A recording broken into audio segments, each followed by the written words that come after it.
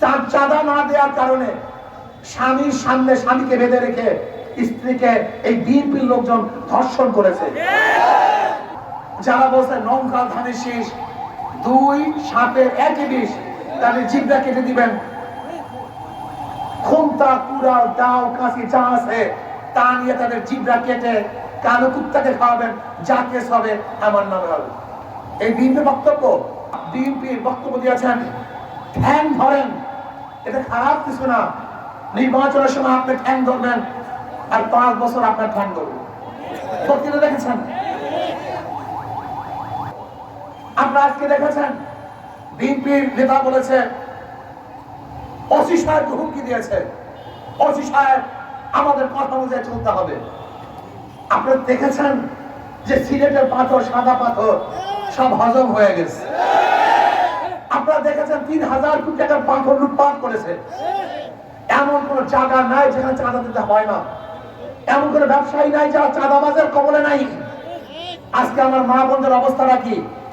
ভোলার তজিমুদ্দিন দেখেছেন, তার চাঁদা না দেওয়ার কারণে স্বামীর সামনে স্বামীকে বেঁধে রেখে স্ত্রীকে এই বিএনপির লোকজন ধর্ষণ করেছে। আপনারা বগুড়ায় দেখেছেন, বাবা মেয়েকে বিবাহ দেওয়ার রাজি না হওয়ার কারণে মেয়ের সামনে বাবাকে হত্যা করেছে এই বিএনপির লোকজন। আপনারা দেখেছেন যে আজকে বিএনপির লোকজনের অবস্থাটা কি? চাঁদা না দেওয়ার কারণে মানুষকে হত্যা করছে, টর্চার সেরে নিয়ে অপমান করছে, অপদস্থ করছে, মারপিট করছে। ক্ষমতায় যাওয়ার আগেই তাদের এই অবস্থা। যদি ক্ষমতায় যায় অবস্থাটা কেমন হবে বলেন তো? আমি অনেক সময় চিন্তা করছি, তারা বারবার বলে আমরা এত কেস খেয়েছি, আওয়ামী লীগ এত কেস দিয়েছে। তাদের অবস্থা দেখে আমি চিন্তা করছি আওয়ামী লীগ কোন কেস দিয়েছে, কেস তো আরো বেশি হওয়া উচিত ছিল। যাদের চরিত্র অবস্থায়, যাদের অবস্থায় এই, বাংলাদেশের পাবলিকেরও দোষ আছে। আমি কিছু নেতাকে দোষ দেই না, বাংলাদেশের পাবলিকের দোষ আছে। ওরা নির্বাচনের সময় 500-1000 টাকা নিয়ে ওদের বিবেক, দেশ, শান্তিকে বিক্রি করে দেয়। 500 টাকা 1000 টাকার মাধ্যমে বিবেককে বিক্রি করে, শান্তি বিক্রি করে, দেশটাকে বিক্রি করে দেয়। একটা মোরগ কেনা যায় 1000 টাকায়, আর তোমাকে কেনা যায় মাত্র 500 টাকায়।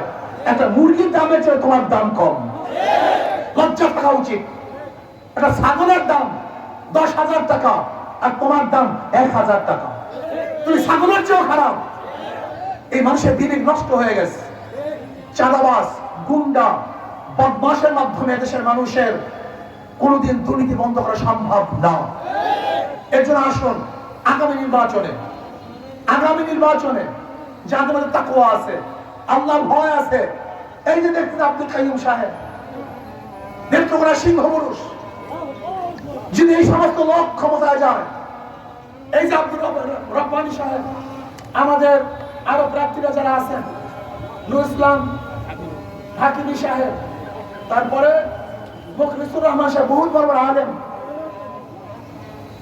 এরা বড় বড় আলেম, এদের হাতের মধ্যে চাঁদাবাজির কোনো ছোঁয়া নাই, এদের হাতের মধ্যে জুলুমের কোনো ছোঁয়া নাই, এদের হাতের মধ্যে খুনের রক্ত নাই, অত্যাচার বিচারের রক্ত নাই।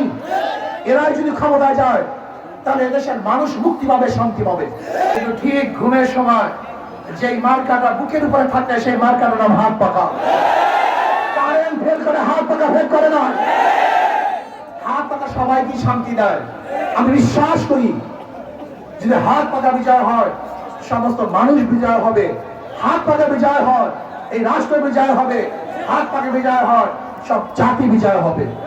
তাহলে আজকে থেকে ইনশাআল্লাহ এখানে যারা আসছেন ঘরে ঘরে দাঁড়িয়ে দাঁড়িয়ে ওদেরকে বুঝাতে হবে, পাবলিককে বুঝাতে হবে তেঁতুল গাছে কোনোদিন আমের আশা করা যায় না, চোর টাকা বদমাশদের মাধ্যমে দেশ কোনোদিন শান্তি হতে পারে না। এই জন্য ইনশাআল্লাহ এবার আন্দোলন চাঁদা মুক্ত দেশ গড়ার আন্দোলন।